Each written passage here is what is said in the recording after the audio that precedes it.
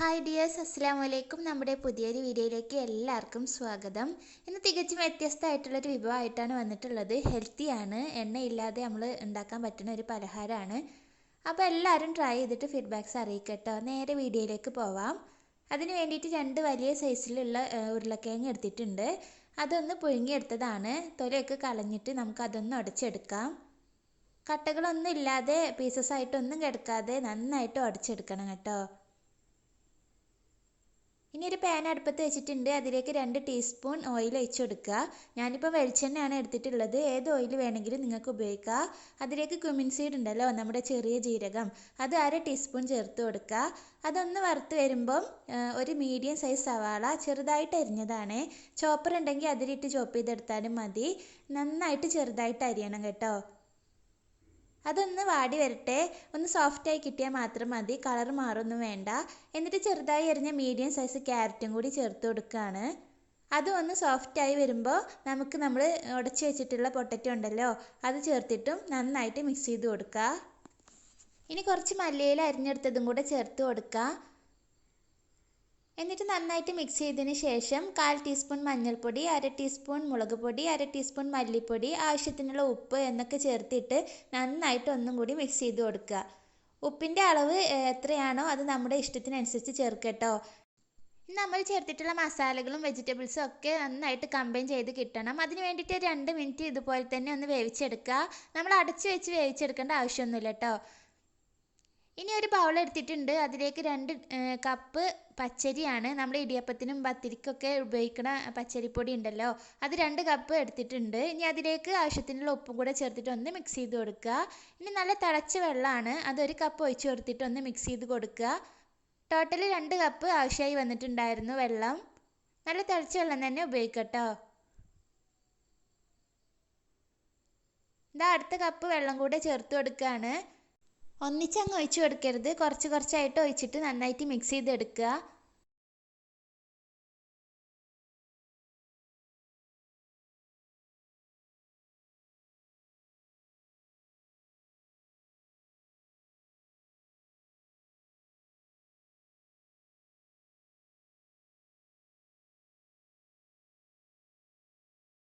ഇതാ ഇപ്പോൾ 2 കപ്പ് വെള്ളം മുഴുവനും ഒഴിച്ച് കൊടുത്തിട്ടുണ്ട്. ഇനി നമുക്ക് കൈ കൊണ്ട് നന്നായിട്ടൊന്ന് കുഴച്ചെടുക്കുക.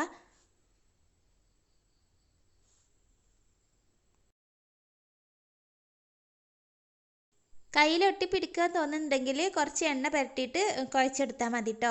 ഇതപ്പോൾ നല്ലൊരു ഡോ ആയി മാറ്റിയിട്ടുണ്ട്. ഇനി അത് അവിടെ അടച്ചു വെച്ചിട്ട് നമ്മളുണ്ടാക്കിയ മസാലക്കൂട്ടുണ്ടല്ലോ, അതിൽ നിന്ന് ചെറിയ ഉരുളകളാക്കി മാറ്റണം.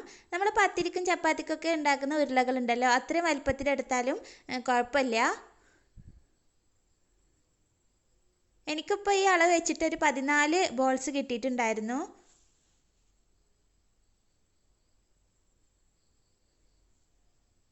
ഇനി നമ്മൾ ഉണ്ടാക്കിയ മസാല ബോൾസിനേക്കാൾ കുറച്ച് അധികം വലിപ്പത്തിൽ വേണം നമ്മുടെ പച്ചരിപ്പൊടി കൊണ്ടുള്ള ബോൾസ് ഉണ്ടാക്കാൻ വേണ്ടിയിട്ട്.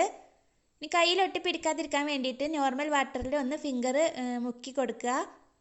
എന്നിട്ട് ഇതാ കയ്യിൽ വെച്ചിട്ട് തന്നെ ഇതുപോലെ പരത്തി കൊടുക്കുക.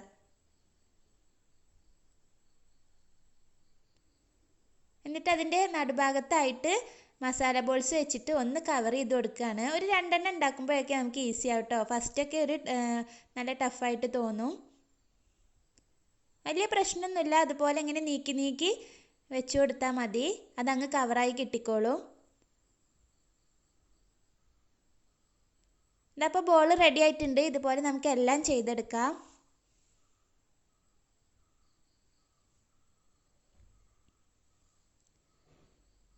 ഇപ്പോൾ ബോൾസൊക്കെ തയ്യാറായിട്ടുണ്ട്. ഇനി ഇത് സ്റ്റീം ചെയ്തെടുക്കണം. അതിന് വേണ്ടിയിട്ട് ഒരു പാത്രത്തിൽ കുറച്ച് നെയ്യ് തടവി കൊടുക്കുകയാണ്. നെയ്യോ ഓയിലോ എന്തായാലും കുഴപ്പമില്ല.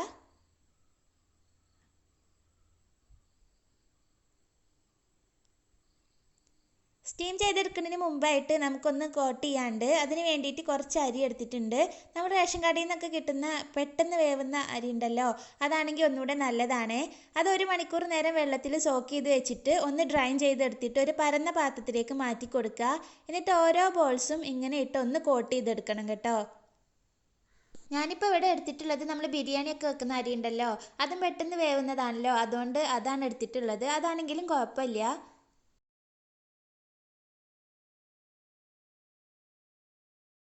ഇനി എല്ലാ ബോൾസും നമുക്ക് ഇങ്ങനെ കോട്ട് ചെയ്തെടുക്കാം. ഇനി ഇതെല്ലാം ആവിയിൽ ഒന്ന് വേവിച്ചെടുക്കണം. അതിന് വേണ്ടിയിട്ട് ഒരു പാത്രത്തിൽ കുറച്ച് വെള്ളം എടുത്തിട്ടുണ്ട്. എന്നിട്ട് വരുന്ന സമയത്ത് ഒരു സ്റ്റാൻഡ് വെച്ച് കൊടുത്തിട്ട് നമുക്ക് ഈ പാത്രം അതിലിറക്കി മൂടി വെച്ച് ഒരു 20 to 25 മിനിറ്റ് വരെ വേവിച്ചെടുക്കാം.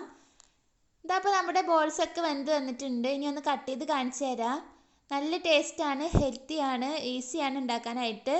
ഇത് ടൊമാറ്റോ സോസിൻ്റെ കൂടെ ചട്നിയുടെ കൂടെയൊക്കെയാണ് ടേസ്റ്റ് ഉണ്ടാവുക. സാധാരണ നമ്മളെ വീട്ടിലുള്ള സാധനങ്ങളൊക്കെ ഉപയോഗിച്ചിട്ട് തന്നെ ഉണ്ടാക്കിയെടുക്കാവുന്നതേ ഉള്ളൂ. അപ്പോൾ എല്ലാവരും ട്രൈ ചെയ്തിട്ട് ഫീഡ്ബാക്ക്സ് അറിയിക്കുക. നമ്മുടെ ചാനൽ ആദ്യമായിട്ടാണ് കാണുന്നതെന്നുണ്ടെങ്കിൽ ഒന്ന് സബ്സ്ക്രൈബ് ചെയ്യട്ടോ. മറ്റുള്ള വീഡിയോസുമായി വരുന്നത് വരേക്കും bye, see you, thank U.